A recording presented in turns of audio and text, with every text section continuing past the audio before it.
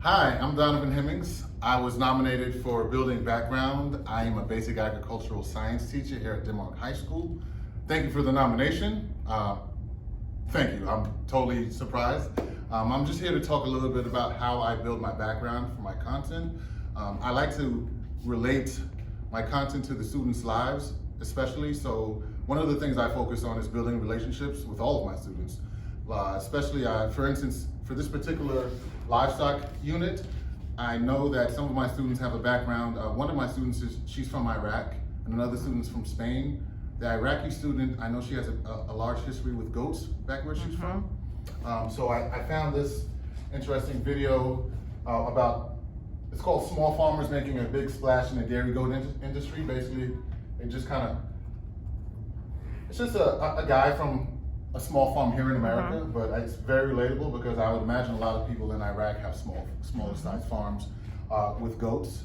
And so I saw the connection in her eyes. I think when I went into this unit and I showed it to the class, I saw her come alive like she never did before. Also, in that same class, just coincidentally, I have a student whose family raises bulls back in Spain. So I really connected that as well because once again, the livestock unit, we do cover cattle.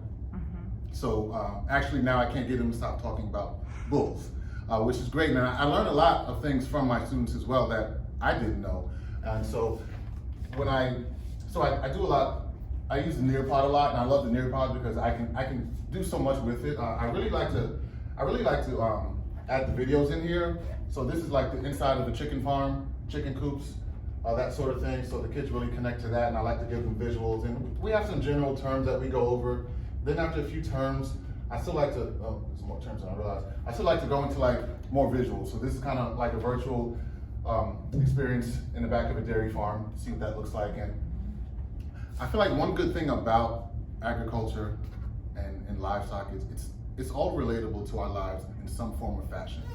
So with that being said, I think, for me, I think the visuals is what captures the kids